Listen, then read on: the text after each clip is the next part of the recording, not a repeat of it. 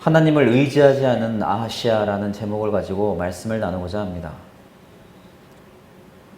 열왕기서는 이스라엘의 흥망성쇠를 기록한 역사서로서 다윗과 사울을 제외한 이스라엘과 유다의 모든 왕들의 이야기가 담겨 있습니다.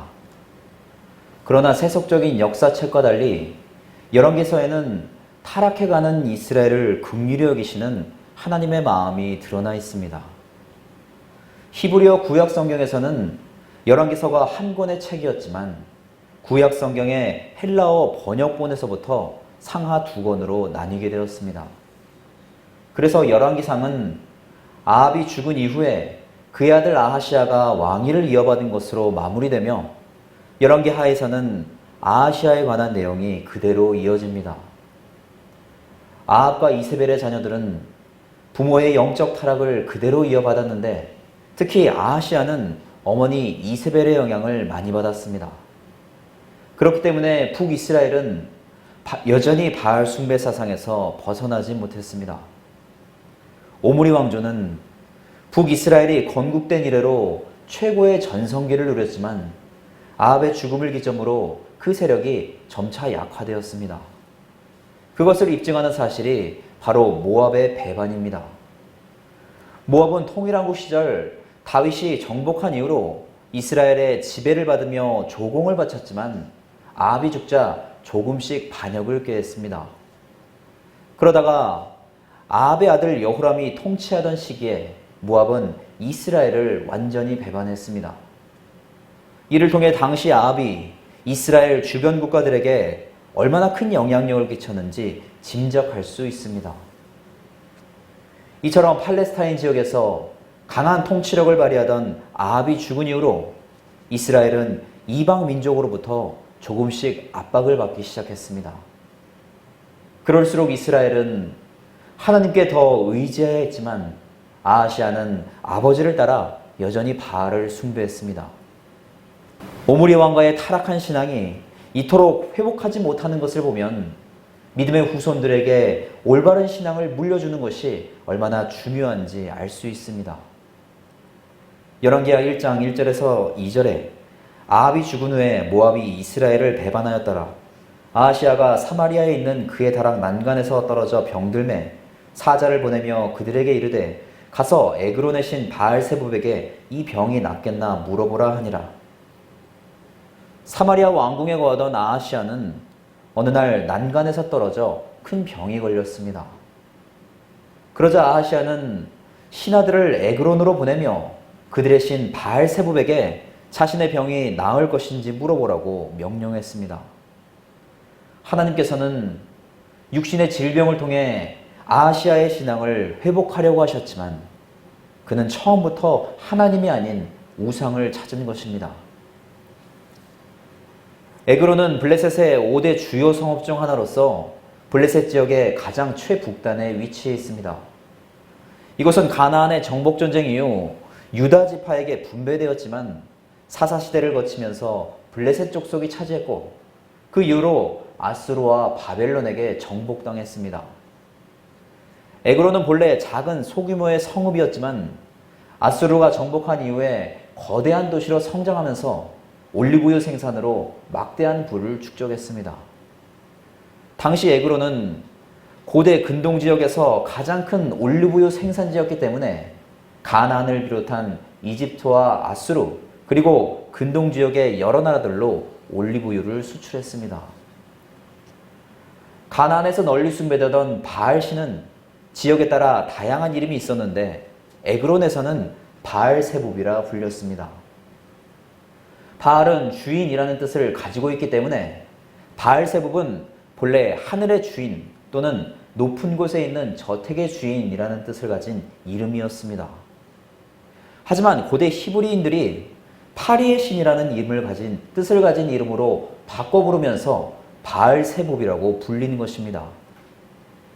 히브리인들에게 파리는 병을 유발하는 더럽고 부정한 존재였기 때문에 사실 바알세붑은 바알신을 조롱하고 모욕하는 이름이었습니다. 그리고 신약시대에 와서는 유대인들이 바알세붑을 귀신의 왕, 사단의 왕을 뜻하는 바알세불로 바꾸어 불렀습니다.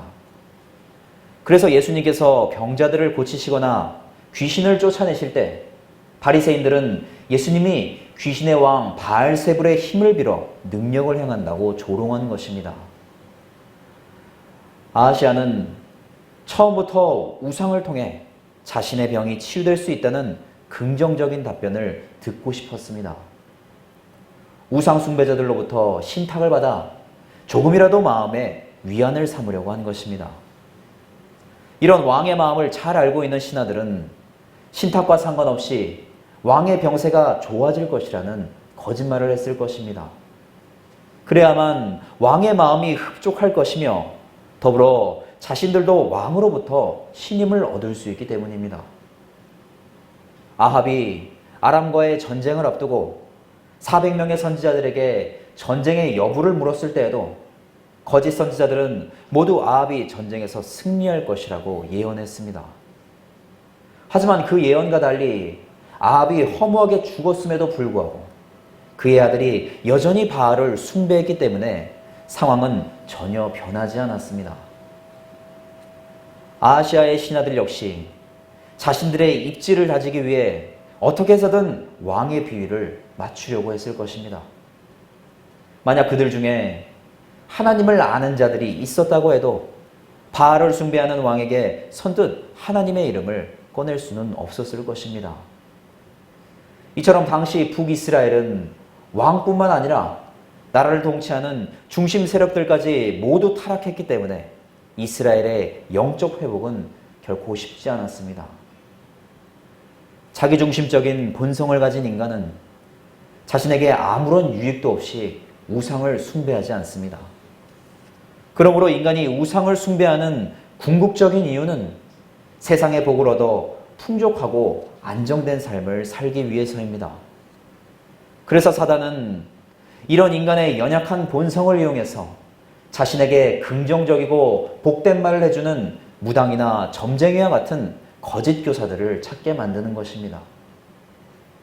그러나 하나님의 형상을 따라 창조된 인간은 하나님께 순종하고 의지할 때 가장 큰 평안을 얻을 수 있습니다. 세상을 주관하시고 모든 인생을 다스리시는 하나님만이 진정한 삶의 주인이시며 인도자인 것입니다. 하나님께서는 선지자 엘리야를 통해 아하시아에게 경고하시며 어리석은 왕의 명령을 따르는 신하들까지 책망하셨습니다. 그러자 하나님의 말씀을 들은 신하들은 에그론으로 가던 길을 멈추고 사마리아로 되돌아갔습니다. 하나님께서 신하들의 발걸음을 돌이키신 것은 아하시아에게 허락하신 기회였습니다. 내가 침상에서 내려오지 못하고 반드시 죽을 것이라고 말씀하신 것도 오직 하나님께 의지하라는 경고였습니다. 이처럼 이스라엘의 우상 숭배는 아하시아 때까지 이어졌지만 하나님께서는 끝까지 인내하시며 어떻게 해서든 북이스라엘의 왕들을 영적으로 회복시키시기 위해 노력하셨습니다. 열왕기하 1장 7절에서 8절에 왕이 그들에게 이르되 올라와서 너희를 만나 이 말을 너희에게 한 그 사람은 어떤 사람이더냐. 그들이 그에게 대답하되 그는 털이 많은 사람인데 허리에 가죽띠를 띠었더이다 하니 왕이 이르되 그는 디셉 사람 엘리야로다. 당시 엘리야는 이스라엘의 강한 영적 선지자였기 때문에 아하시아의 신하들은 하나님의 말씀을 두려워했습니다. 그래서 왕의 명령을 거부하면서까지 사마리아 왕궁으로 돌아온 것입니다. 왕궁으로 돌아온 신하들은 왕에게 엘리야의 말을 모두 전했고 아하시아는 선지자의 외형적인 설명만을 듣고 그가 엘리야임을 단번에 알았습니다. 엘리야는 아합이 통치하던 시절 가장 활발히 활동하던 선지자였기 때문에 아하시아가 결코 모를 리 없었습니다. 그렇기 때문에 엘리야가 전하는 말씀 또한 하나님의 경고라는 사실을 그는 충분히 알고 있었습니다. 그럼에도 불구하고 그는 자신의 잘못을 회개하지 않고 오히려 엘리야를 체포하기 위해 50부장과 그의 군사들을 보냈습니다. 아마도 아하시아는 자신이 원하는 것과 다른 하나님의 말씀을 듣고 분노했을 것입니다. 두려운 마음에 우상에게 위안을 얻고자 했지만 돌아온 것은 하나님의 책망과 자신이 죽을 것이라는 부정적인 예언이었기 때문입니다. 경고의 말씀은 아하시아에게 기회를 허락하시는 하나님의 은혜였지만 그는 하나님의 말씀이 자신에게 걸림돌이라고 생각하는 것입니다. 하나님께서는 말씀을 통해 인간의 죄를 깨닫게 하십니다. 스스로 죄인이라는 사실을 알아야 회개할 수 있으며 그래야만 구원을 얻을 수 있기 때문입니다. 그렇기 때문에 선하신 하나님의 말씀은 인간의 악한 본성과 부딪힐 수밖에 없습니다. 그러나 진리의 말씀은 죄인들을 다시금 생명의 길로 인도하시기 때문에 이는 영혼 구원을 위한 하나님의 사랑인 것입니다. 50부장은 엘리야를 찾아가 산에서 순순히 내려오라고 외쳤지만 엘리야의 저주로 하늘에서 불이 내려와 그들을 모두 살랐습니다. 50부장과 그의 군사들은 순전히 왕의 명령을 따라 엘리야를 찾아갔기 때문에 어쩌면 그들의 죽음이 억울해 보이기도 합니다. 하지만 경고의 말씀을 듣고 귀를 돌이켰던 신하들과 달리 그들은 하나님의 말씀을 전혀 두려워하지 않았기 때문에 심판을 받은 것입니다. 하나님께서는 군사들을 진멸하시며 아하시아에게 경고하셨지만 그는 또 다른 50부장과 군사들을 보냈습니다. 앞서 엘리야를 찾아간 군사들이 하나님의 심판을 받았음에도 불구하고 두 번째 50부장은 하나님을 전혀 두려워하지 않았습니다. 오히려 엘리야에게 빨리 산에서 내려오라고 다그치며 더 교만한 마음으로 하나님과 엘리야를 대적했습니다. 그래서 그들 역시 동일하게 하나님의 불로 심판을 받았습니다. 엘리야는 자신을 잡으러 온 이스라엘 군사들을 단순히 개인적인 감정으로 저주한 것이 아닙니다. 그들이 하나님을 두려워하지 않고 업신여겼기 때문에 하나님의 이름으로 그들을 저주한 것입니다. 열왕기하 1장 13절에서 14절에 왕이 세 번째 50부장과 그의 군사 50명을 보낸지라 셋째 50부장이 올라가서 엘리야 앞에 이르러 그의 무릎을 꿇어 엎드려 간구하여 이르되 하나님의 사람이여 원하건대 나의 생명과 당신의 종인 이 50명의 생명을 당신은 귀히 보소서. 불이 하늘에서 내려와 전번에 50부장 둘과 그의 군사 50명을 살랐거니와 나의 생명을 당신은 귀히 보소서 하매. 아하시아가 세 번째로 보낸 50부장은 앞서 심판을 받은 자들과 달리 엘리야에게 최대한 존경을 표하며 자신과 군사들의 생명을 간구했습니다. 그는 하나님의 심판을 통해 왕의 명령보다 하나님의 권위가 더 크다는 것을 깨닫고 엘리야 앞에 무릎을 꿇었습니다. 이처럼 하나님을 경외하는 50부장 한 명의 지혜로운 믿음으로 그를 따르던 군사들까지 모두 생명을 구원받았습니다. 하나님께서는 그제서야 엘리야에게 두려워하지 말고 왕에게 나아가라고 말씀하셨습니다. 엘리야는 오직 하나님의 이름을 높이며 담대히 행동했고 하나님께서는 때를 기다리시며 그가 직접 왕에게 나아가 말씀을 전할 수 있도록 보호하셨습니다. 이처럼 하나님의 사람들이 핍박받는 영적 암흑기 속에서도 하나님께서는 하나님의 뜻을 이루시기 위해 엘리야를 보호하셨습니다. 두 번의 심판은 아하시아가 생명의 길로 돌이킬 수 있도록 하나님께서 허락하신 기회였습니다. 그리고 하나님께서는 이 심판을 통해 부패하고 타락한 신하들과 바알 숭배에 빠진 이스라엘 백성들에게 하나님의 존재를 드러내셨습니다. 하나님을 경외하지 않는 자들을 심판하시며 모든 이스라엘이 하나님을 바라볼 수 있게 하신 것입니다. 세 번째 50부장과 함께 왕에게 나아간 엘리야는 하나님의 말씀을 선포했고 아하시아는 결국 그 말씀을 따라 죽었습니다.